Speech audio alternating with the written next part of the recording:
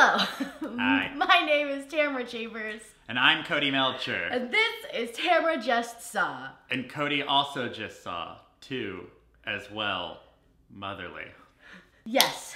Aronofsky. Very Aronofsky. The only Aronofsky movie that I've seen is Black Swan. Oh, okay. You didn't see The Wrestler? Mm-mm. Oh. Alright. I did a little bit of research before going to see this. I knew it was going to be kind of like a very confusing, weird, non-story, symbolistic thing. So I was prepared for that. Let's just say off the bat that there's going to be spoilers in this. and also not. And also, I really think the movie's up to so much interpretation that it's just impossible to spoil it. But I do think that some people want to go into it without hearing other people's interpretation. So if you don't want to hear that, click away. This has been your warning.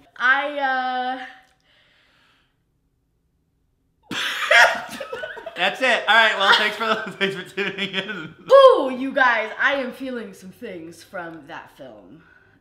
Yeah, we have very different reactions to it, I think. Yeah. I think that I love it, but I'm not sure yet. Oh, man. Yeah. Okay. I will say I felt it for the first half, probably, of the movie. I was like, okay, I'm digging this. I like this. I want to see where it goes. And then it jumps a Sharknado.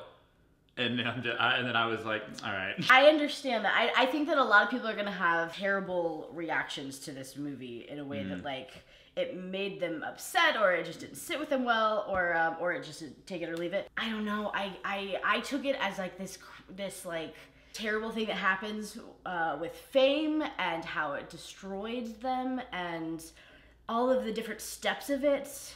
And it was very powerful to me to see it. It could be pretty pretentious in some moments, but... See, and I felt it was entirely pretentious. Yeah, so I'm not usually a fan of films like that, but I dug it.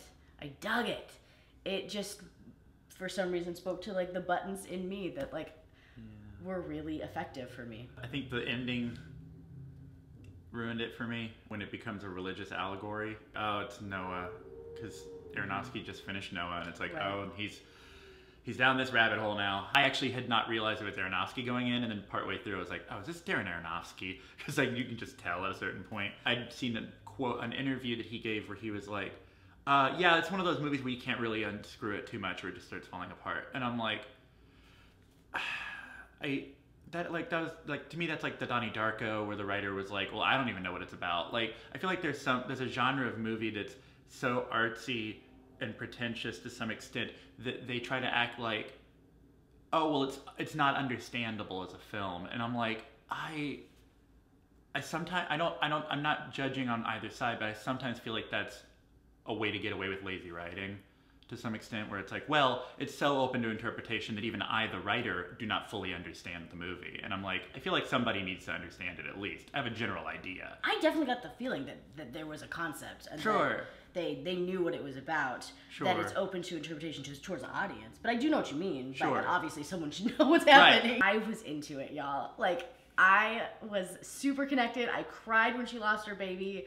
I feel like I've been kind of Jennifer Lawrenced out for a bit. She was in so much all at once. It's been a hot second since I've seen her in something, and she was so like innocent in this, and I just felt so much uncomfortable rage for her the whole film. And it was a film that wasn't pleasant to watch at all. It was very like under your skin the whole time. I was so uncomfortable, but the message that I got out of it was like, that payoff was so good. I don't know, I want to see it again. I want to go like give it a few days to ruminate with it in my mind and go see it again. I will say I've been playing The Evil Within, which is a Bethesda game, where I tweeted about it recently that the camera angles were super off and that, like, you always feel like you can't fully see what's happening. And I felt that a lot. And I think they were doing that to up the uncomfortable factor.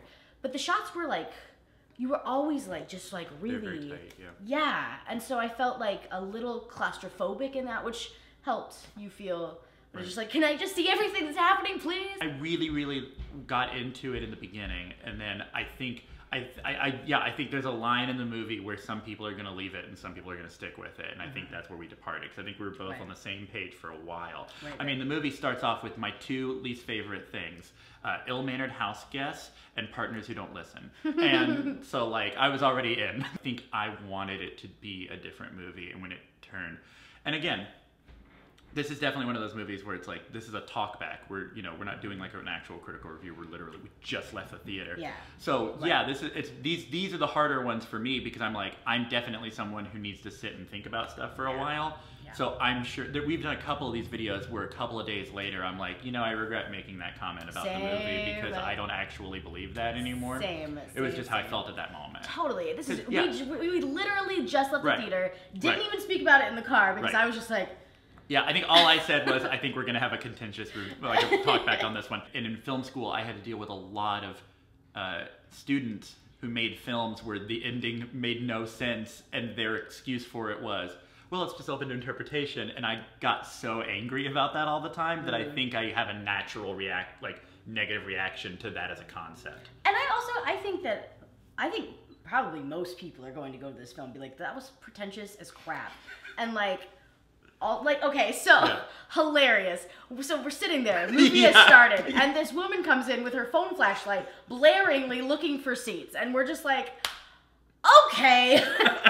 So she finally sits down. She sits, she gets up, she sits again. Then somebody comes in with their phone on, flashing, blaringly looking for seats, and wouldn't you know it, she waves her hand because they're together. It's so beautiful. So they sit together, then they sit, and they're like, you know what, this just can't work. So they get up, move behind us to the very back of the theater, and for 10 minutes, seems like they're filing paperwork. Because it's just like, what are you doing? That's not the sound popcorn makes. I don't know what's happening. I thought they were making out with the popcorn bag, like in between them. Yeah. Leave room for Jesus, but let's kiss. So then, the second that the credits roll, the second it happens, movie ends, credit rolls, he shoots out of his chair and he's like, let's go, that sucked. And then just walks down. Yeah. So, I mean, I really See, like I said, there are levels of reception. Exactly. I do think that most people are not going to enjoy this. And I never like films like this, ever. For some reason, the interpretation that I kind of saw with how the fame affected them. I loved that line at the end where she's like, you never loved me, you just loved how much I loved you. And it was it just all really, that worked so well for me story-wise. I still don't really know how I feel about it. It's like that kind of. So the ending where we find out he's God, retroactively made me hate the part I hated the most less. But then it made me hate that part more. Cause so everything escalates, and there's war, and there's sex slavery and murders and all this stuff going on. I'm just like, this is so many sharks we've jumped at this point, and it's insane. And then when it's God, it's like, oh, it's about humanity and the love of God and God's love and how he wants us to worship him. But then there's all these horrible atrocities, et cetera, et cetera. And so then that made me be more fine with the shark jumping. Because we jumped the greater shark of humanity. But then it's like, oh, now it's just a heavy-handed allegory for religion. Oh God, I'm dense. I just realized the baby's Jesus. I will say, not so I'm totally trashing this, I really did enjoy when she reads the poem that he writes, and they don't read the poem out loud. Instead, we get a visual representation of how she feels reading the poem. I did like that. That's always the weirdest thing in movies or TV shows, when it's supposed to be this brilliantly written thing, and then it's only as good as the writer who can write it. I think in a good sense, it is a movie that's going to keep people talking. So regardless of if it's good or not, as a filmmaker, your film's making people speak and talk about it and film. I think that's kind of cool. About the movie It. The acting was incredible. It's really pretty. Sure. And it's enraging. Whether you like the enragement or you don't, that is the question. Let us know what you think. Thank you for watching. We'll see y'all next week. Bye. Bye.